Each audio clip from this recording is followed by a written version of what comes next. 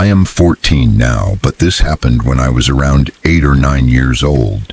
At the time, I didn't understand how dangerous the situation really was. I only understand it now, years later, when I look back at that morning and realize how easily things could have gone wrong. It's one of those memories that doesn't feel scary in the moment, but grows heavier as you get older and understand what was actually happening. Back then, my living situation was complicated. I lived with my mom, my brother, my mom's boyfriend at the time, and another woman who also lived with us. She was my mom's boyfriend's ex. I never really understood why she was there. No one explained it to me. I was just a kid, and I accepted things as they were, even when they felt uncomfortable. Most mornings followed the same routine. Around 5 or 6 in the morning, the house would start to move. My mom had work, my brother had responsibilities, and eventually I would go to school. Normally, my brother would drive my mom to work before school hours. After that, he would come back, and later in the morning, he would take me to school around 8. That morning felt normal at first. I woke up early, like usual, and started getting ready. I put on my clothes, packed my backpack, and walked toward the front door, assuming my brother was still home or nearby. I didn't really think about the time. I was tired and half awake, moving on routine more than awareness. As I walked out, the woman who lived with us was in the kitchen washing dishes. I remember clearly that she looked at me. She didn't say anything. She didn't stop me. She just stared at me with this cold, unreadable expression and let me walk out the door. I didn't know then that my brother had already left with my mom. I didn't know I was alone. The moment I stepped outside, something felt wrong. The street was quiet. Too quiet. I looked around for my brother's car, but it wasn't there. That's when panic started creeping in. I realized I had been left behind. I didn't understand why no one told me. I didn't understand why the woman inside didn't stop me. I just knew that I was outside, alone, and it was still dark. I started crying almost immediately. I crossed the street, calling out for my mom, hoping she might hear me or come back. My voice sounded small in the empty morning air. I felt helpless and scared, standing there with my backpack on, not knowing what to do. That's when I noticed the trees. They were large and close together, forming a dark patch beside the road, and near them were 2 men. I noticed them almost by accident, and the moment I did, my fear shifted into something sharper. They were skinny, looked to be in their early 20s, and their clothes were worn and unclean. What stood out the most were their faces. They were smiling, but not in a friendly way. Their smiles felt wrong. One of them noticed me staring. He looked straight at me and said, "We know where your mom is." My heart dropped. He made a motion with his hand, gesturing for me to come closer, to follow him. Then both of them turned and started walking back toward the trees, disappearing slowly into the bushes like they were confident I would follow. I don't know what stopped me. I don't remember thinking clearly. I don't remember making a decision. Something inside me just snapped, and I turned around and ran back toward my house as fast as I could. I ran inside, shaking and crying, my heart pounding so hard it hurt. I don't remember what happened immediately after that. I don't remember who noticed me or what was said. What I remember is the fear, the darkness outside, the feeling that something terrible almost happened, even though nothing did. Now that I'm older, I think about how young I was, how small, how easily I could have believed them, how easily I could have followed. I think about how no adult stopped me from leaving the house alone that morning. I think about how quickly those men noticed me, like they were watching. It scares me to know how vulnerable I was and how close danger really was. Nothing dramatic happened. No one grabbed me. No one chased me. But that doesn't make it. I hope I explain this properly, because for a long time I didn't know how to talk about it at all. I never posted on Reddit before, and I only found this community recently when I told the story to a friend, and she said I should write it down somewhere. What happened stayed in my head for years, not as something I remembered clearly all the time, but as something that would surface every now and then, usually late at night when the house was quiet and my mind had time to wander. This all happened about 10 years ago, when I was 16 years old. I was still living with my parents, still coming home from school every afternoon, still feeling like my life was small and predictable. Nothing bad had ever really happened to me. I trusted people easily. I didn't think of the world as dangerous, just inconvenient sometimes. That mindset is important because without it, none of what happened afterward would have made sense. One afternoon, not long after I got home from school, there was a knock at the front door. I wasn't expecting anyone, but that wasn't unusual. I opened the door and saw a guy standing there with a pizza box. He looked to be in his early 20s, maybe a little older. He had glasses, a brown shirt, and several earrings in one ear. There was nothing obviously threatening about him. If anything, he looked tired, like someone who'd been working too much and sleeping too little. He said he was there to deliver a pizza. I told him I hadn't ordered one. I remember feeling a little awkward, like I was somehow inconveniencing him. He looked confused, then annoyed, and pulled out his phone to call his boss. I stood there while he argued with someone on the other end of the line. I remember how long it went on. Not just a minute or two, but a good half hour. He stayed on the porch the entire time, pacing a little, sighing, shaking his head, clearly frustrated. Eventually, he ended the call and looked at me again. He said his boss told him to come back, but the pizza would get cold and end up being thrown away anyway. Then he asked if I wanted it. I was 16. Free pizza sounded amazing. I didn't think twice. I said yes, thanked him, and took the box inside. That was it. No alarm bells, no fear, just food and a normal afternoon. About a month later, it happened again. Another knock at the door. Same guy, same look, same pizza. Again, I hadn't ordered anything. Again, he acted confused and irritated. Again, he called his boss. And again, after the same routine, he offered me the pizza instead of taking it back. This time, I remember feeling excited, not just because of the free food, but because I recognized him. He seemed familiar now, almost friendly. I didn't question why this kept happening. I just thought it was a funny coincidence. Over time, the visits continued. Sometimes there would be weeks between them, sometimes longer. Once he stayed longer than usual. We sat outside in front of the house and ate pizza together, talking about random things. School, music, nothing deep, nothing strange on the surface. I remember thinking he was pretty handsome, especially compared to the boys my age. He seemed older, cooler, more experienced. At some point, he started coming inside the house. The first time my sister and my older brother were home. We all sat at the table and talked while eating. Looking back, I want to believe one of them sensed something was wrong, but the truth is, nothing obvious happened. We laughed. We talked. Everything felt normal. And so it went on like that for almost a year. Sometimes he'd show up after a week. Sometimes a month would pass. But there was a pattern I didn't notice at the time. He always came when my parents were at work and I had just gotten home from school.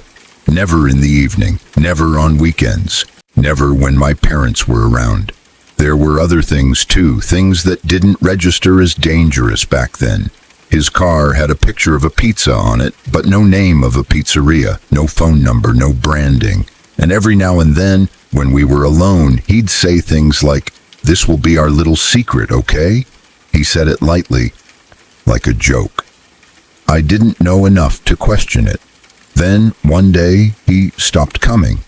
At first, I didn't think much of it. A week passed, then another, then a month. I remember feeling a strange disappointment, which embarrasses me now. Eventually, I told myself that whoever had been ordering pizzas to the wrong address had finally learned the correct one. Life moved on. About 6 months after the last time I saw him, my mother came home from work one evening and sat us all down at the dinner table. She looked serious, more serious than usual. She told us something she'd heard from friends at her office. There had been a thief in our town. This man would pretend to deliver pizzas to the wrong address. If the person accepted the pizza, they would eat it. The pizza was drugged with some kind of sleeping medication.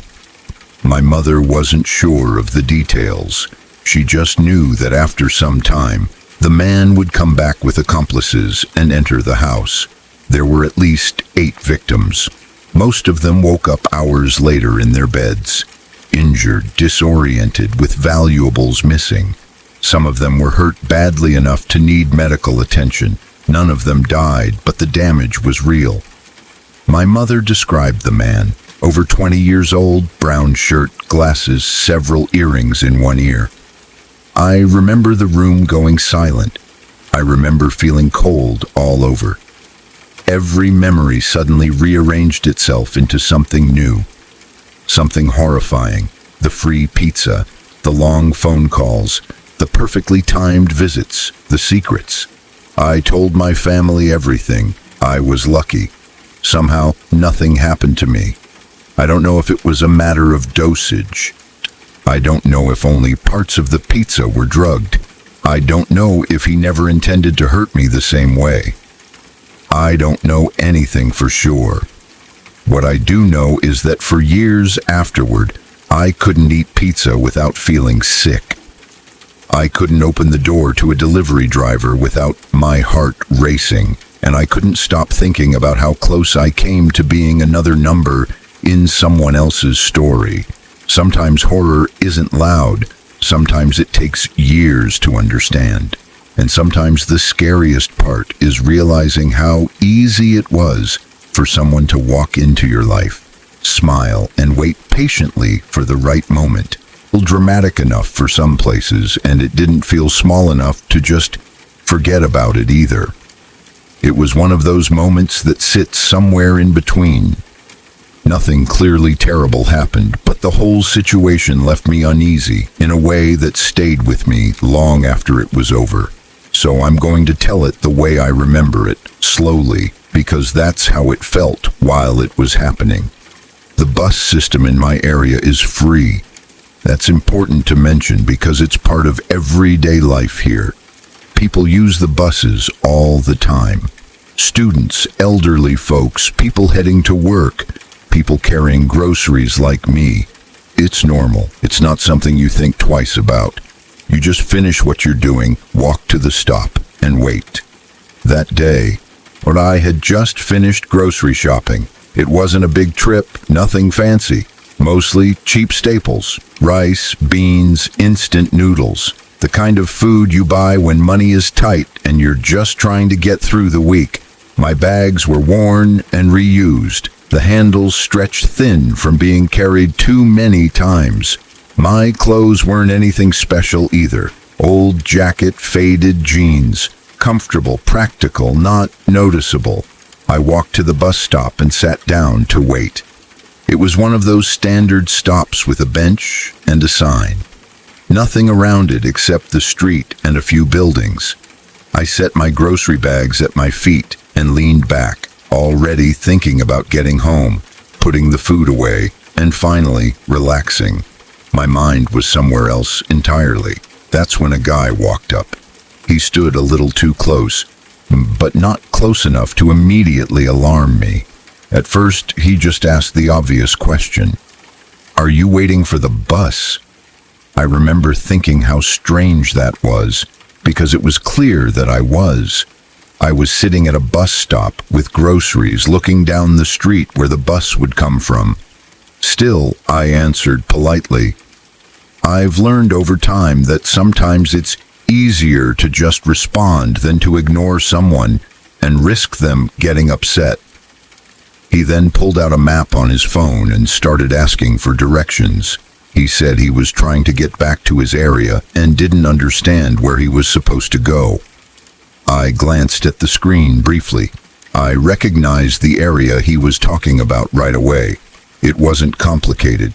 I told him that the bus I was waiting for would take him there. Simple, direct, problem solved. While I was explaining this, I noticed something that made my stomach tighten slightly. He wasn't really looking at me. His phone camera was pointed downward toward my grocery bags. At first, I tried to convince myself I was imagining it. Maybe the angle just looked weird. Maybe he was adjusting something on his phone. But then I realized he wasn't adjusting anything. He was staring at his screen, and his camera was still pointed directly at my groceries. I stopped talking for a second, my words trailing off. My thoughts started racing. Was he recording, taking photos? Why would anyone do that?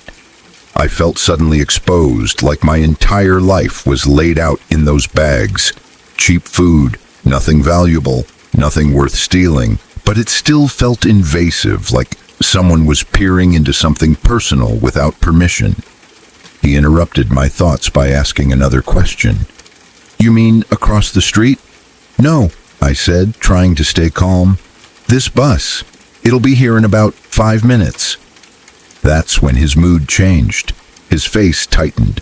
His voice got sharper. He looked annoyed, almost angry, like I had personally wronged him by giving him the answer he asked for. "I don't understand what you're asking," he said, and then started walking in the opposite direction. I stood there, confused and irritated now. "Oh, you don't understand," I called out, without even meaning to sound sarcastic. "The area you want is literally the opposite direction from where you're going." He didn't respond. He just kept walking. For a moment, I honestly thought he was going to come back and try to grab my groceries. That fear hit me suddenly like a flash. It wouldn't have been the first time someone showed interest in my bags. People have looked into them before, sometimes with curiosity, sometimes with judgment. I've gotten those looks where someone sees rice and ramen and worn clothes, and suddenly their expression changes. A weird mix of pity and discomfort before they look away. I thought maybe that's what was happening again.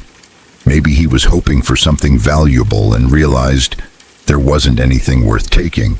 Maybe he got angry when he saw there was nothing he wanted. That idea alone made me feel small and exposed in a way I hated. The bus arrived shortly after.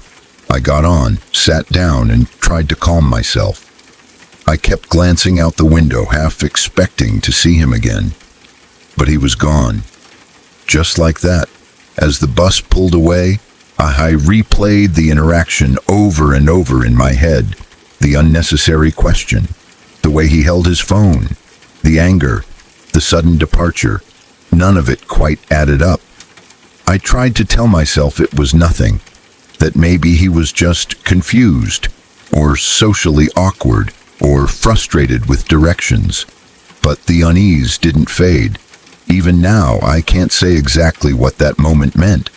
I don't know what he was doing with his phone. I don't know why he got angry. I don't know why the whole thing felt so off. All I know is that it reminded me how vulnerable you can feel in the most ordinary places. A bus stop, a grocery run, a normal day. Nothing terrible happened. I made it home safely. My groceries stayed with me. The world didn't end. But sometimes the scariest part isn't what happens. It's the feeling that something could have happened, and that you might never fully understand how close you were to it. That's why this moment stayed with me, because it was quiet, confusing, and just unsettling enough to make me look over my shoulder a little more often after that.